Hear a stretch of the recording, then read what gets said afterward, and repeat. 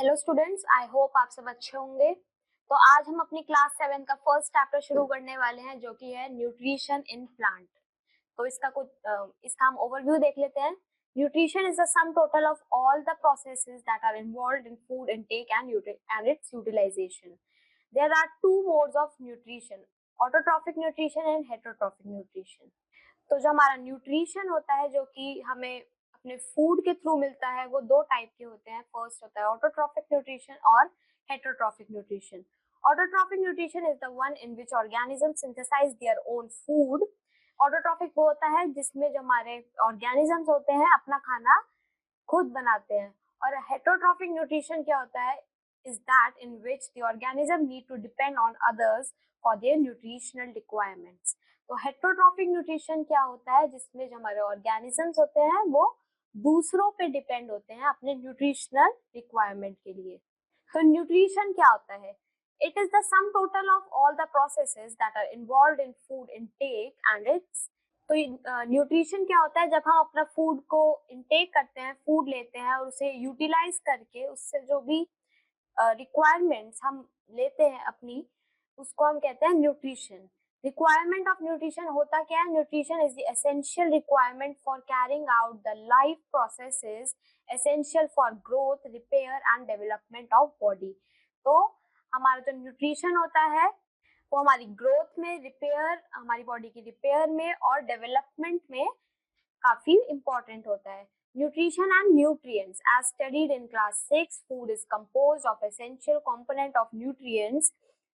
Intake of these nutrients and their utilization in the form of food is called nutrition। तो जो हमारा food होता है उससे हमें न्यूट्रिएंट्स मिलते हैं। जब हम इसे इंटेक करते हैं और यूटिलाइज करते हैं फूड के थ्रू, उसको हम क्या कहते हैं? न्यूट्रिशन कहते हैं। अब आता है मोड्स ऑफ न्यूट्रिशन। दो मोड होते हैं हमारे न्यूट्रिशन के। पहला होता है ऑटोट्रॉफिक न्यूट्रिशन और दूसरा होता है heterotrophic nutrition. As the name itself suggest, auto means self and trophic means food. It is the mode of nutrition in which an organism prepares its food. The organism that show autotrophic kind of nutrition are called autotrophs। तो जो autotroph होता है, आप इसके autotrophic के आप name से ही देख सकते हैं। ऑटो मतलब सेल्फ और ट्रॉफिक मतलब फूड। तो इसमें जो ऑर्गेनिजम्स होते हैं वो क्या करते हैं? अपना फूड जो होते हैं खुद प्रिपेयर करते हैं। और जो organisms autotrophic kind of nutrition show करते हैं उनको हम क्या कहते हैं? ऑटोट्रॉफ्स कहते हैं। कुछ एग्जांपल हो गए ऑटोट्रॉफ के, जैसे कि ग्रीन प्लांट्स और cyanobacteria. Autotrophs are also called producers. इनको हम प्रोड्यूसर्स के नेम से भी जानते हैं, as a produce their food. The process by which green plants prepare their food is called photosynthesis. तो वो प्रोसेस जिससे ग्रीन प्लांट्स अपना खाना बनाते हैं उसको हम फोटोसिंथेसिस भी कहते हैं। हेटेरोट्रॉफिक न्यूट्रिशन क्या होता है? Most plants on the earth are green plants, but there are certain plants which do not contain chlorophyll, neither in their leaves nor in any other part. Such plants called non-green plants and are unable to manufacture their own food। तो कुछ plants जो जिनके पास chlorophyll नहीं होता है वो क्या होते हैं? हेटेरोट्रॉफ्स होते हैं, जो कि अपना खाना खुद नहीं बना सकते। So how do these plants obtain their food and other nutrients they need? So such plants depend on green plants or other living bodies for their nutrition। The mode of nutrition in which organisms cannot manufacture food and have to depend upon other plants and animals to obtain energy is called heterotrophic nutrition। तो ये इस type के जो plants होते हैं ये कैसे अपना न्यूट्रिशन लेते हैं? ये दूसरे ग्रीन प्लांट्स के थ्रू लेते हैं और दूसरे लिविंग बॉडीज जो होते हैं उनके थ्रू न्यूट्रिशन लेते हैं। तो वो प्रोसेस जिसमें जो ऑर्गेनिज्म होते हैं अपना फूड खुद नहीं मैन्युफैक्चर कर पाते और दूसरे प्लांट्स के ऊपर डिपेंड होते हैं, दूसरे एनिमल के ऊपर डिपेंड होते हैं, उनको क्या कहते हैं? हेटेरोट्रॉफिक न्यूट्रिशन कहते हैं उस प्रोसेस को। Organism which have heterotrophic mode of nutrition are called heterotrophs. तो वो ऑर्गेनिजम्स जो हेटेरोट्रॉफिक न्यूट्रिशन शो करते हैं उनको हम क्या कहते हैं? हेटेरोट्रॉफ्स कहते हैं। अब आता है photosynthesis. The term photosynthesis was coined by Charles Reed Barnes in 1883। तो ये फोटोसिंथेसिस किन्होंने डिस्कवर किया था? चार्ल्स रीड बार्न्स ने 1883 में. It is a process in which carbon dioxide from the atmosphere is taken in by the leaves. Water absorbed by the roots reacts with carbon dioxide in presence of sunlight to produce starch and oxygen. तो इस process में क्या होता है, leaves जो होती हैं वो कार्बन डाइऑक्साइड इनटेक करती है, ठीक है, और जो रूट्स होती हैं वो वाटर को एब्जॉर्ब कर लेती है अंडरग्राउंड. तो जब वो कार्बन डाइऑक्साइड के साथ रिएक्ट करता है सनलाइट की प्रेजेंस में, तो क्या बनता है, स्टार्च और ऑक्सीजन बनता है. The starch is released to stored in various parts of the plants and oxygen is released into the atmosphere. तो स्टार्च जो होता है वो पूरे हमारे प्लांट में डिस्ट्रीब्यूट हो जाता है और जो ऑक्सीजन रिलीज होती है वो एटमॉस्फेयर में रिलीज हो जाती है. The reaction that takes place can be written as, तो इस रिएक्शन में आप देख सकते हैं जब कार्बन डाइऑक्साइड और वाटर सनलाइट की प्रेजेंस में और क्लोरोफिल की प्रेजेंस में रिएक्ट करता है तो क्या बनता है, स्टार्च बनता है और ऑक्सीजन बनता है. फोटोसिंथेसिस के लिए क्या कंडीशन नेसेसरी होती है, सबसे पहला कि क्लोरोफिल का होना जरूरी है. क्यों, क्योंकि वो सनलाइट को एब्जॉर्ब करेगा. फिर सनलाइट का होना भी जरूरी है. The availability of carbon dioxide होनी चाहिए और वाटर होना चाहिए. क्लोरोफिल क्या होता है, क्लोरोफिल एक ग्रीन पिगमेंट होता है जो कि लीव्स में प्रेजेंट होता है जिसको हम क्लोरोप्लास्ट कहते हैं. सनलाइट ये क्या होता है, ये सोर्स होता है लाइट एनर्जी का फोटोसिंथेसिस के लिए. Chlorophyll trap the light energy to make energy carrying particles.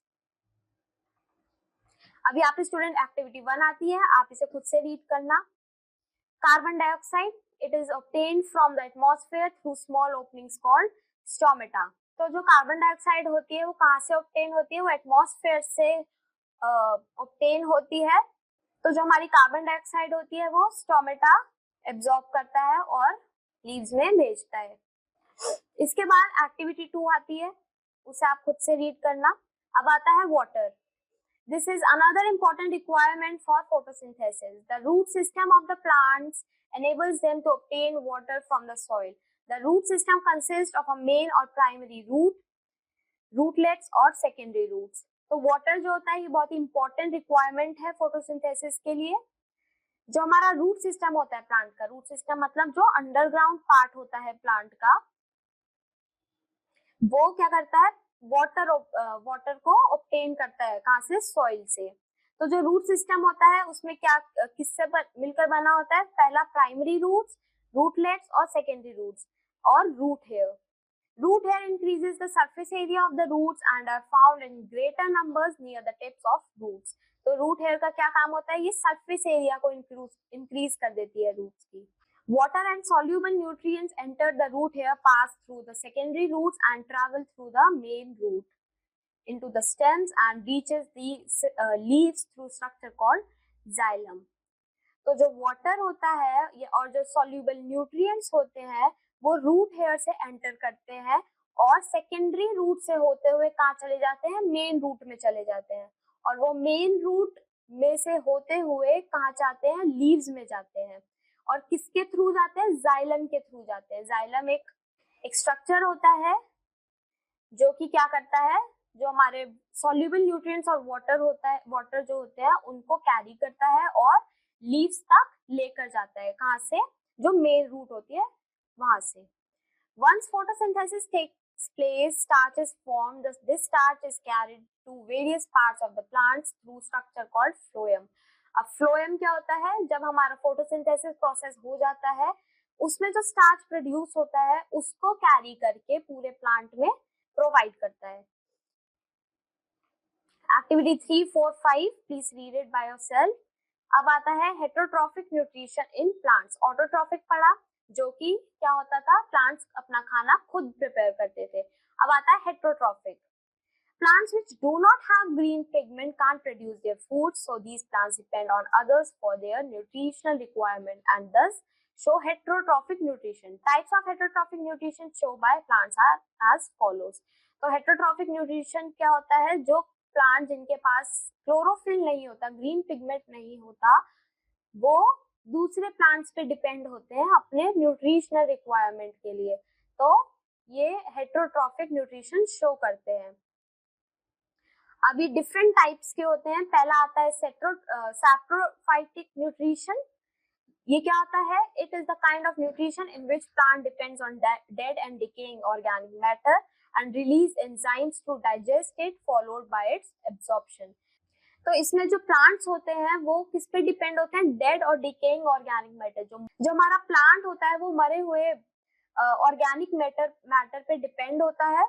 The small plants which show this kind of nutrition are called saprophyte. तो जो प्लांट्स हमारा ये वाला टाइप का न्यूट्रिशन शो करता है वो होते हैं सैप्रोफाइट्स, उनको हम सैप्रोफाइट्स कहते हैं। इसके एग्जाम्पल हो गए फंगाई, मशरूम्स जैसे कि agaricus, rhizopus, bread mould etcetera.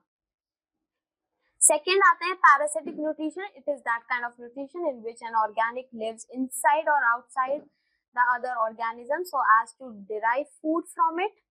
तो इसमें क्या होता है? जो ऑर्गेनिजम्स होते हैं वो दूसरे ऑर्गेनिजम्स के बाहर या उनके अंदर रहते हैं और उनसे अपना फूड डिराइव करते हैं।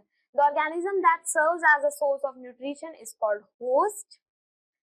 तो जो ऑर्गेनिज्म जो न्यूट्रिशन प्रोवाइड करता है वो होस्ट कहते हैं उसे हम।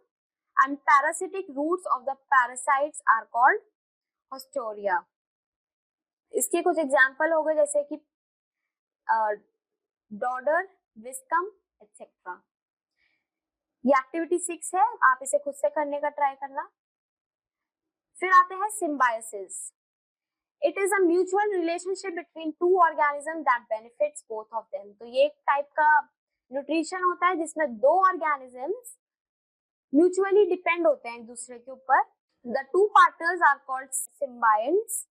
Symbiosis can serve for fulfillment of plant nutrition requirement, as in the case of lichen.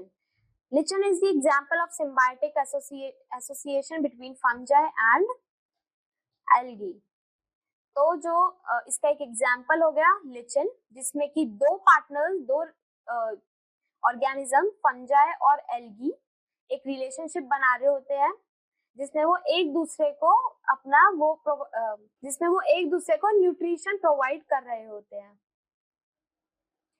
Algae being green synthesize foods and fungi in turn provide shelter to the algae.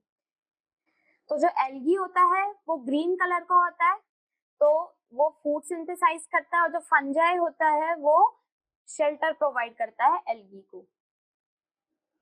अब आता है insectivorous plants. These are those plants which fulfill their nutritional requirement partly from soil and partly from small insects. Insectivorous plants वो होते हैं जो कि अपना nutrition कुछ तो सॉइल से लेते हैं और कुछ स्मॉल इंसेक्ट्स के थ्रू लेते हैं। Some examples of insectivorous plants include bladderwort and pitcher plant. ये इसके एग्जाम्पल है। An interesting fact about these plants is that they carry out photosynthesis and for their nitrogen requirement they trap insects. तो ये जो plants होते हैं ये photosynthesis भी शो करते हैं और अपनी नाइट्रोजन की रिक्वायरमेंट के लिए इंसेक्ट को ट्रैप भी करते हैं। Their leaf lamina serves as pitcher and leaf tip as lid which closes when an insect is trapped in it. तो जो इनकी जो लीफ होती है, लीफ लैमिना जो होती है, ये पिक्चर की तरह सर्व करती है और जब उसके ऊपर कोई इंसेक्ट आके बैठता है वो क्लोज हो जाती है और उसको ट्रैप कर लेती है। तो यहाँ पे कुछ साइंटिफिक टर्म्स हैं, आप इसे खुद रीड करना और मैं आपको मिलूंगी नेक्स्ट चैप्टर में। Till then keep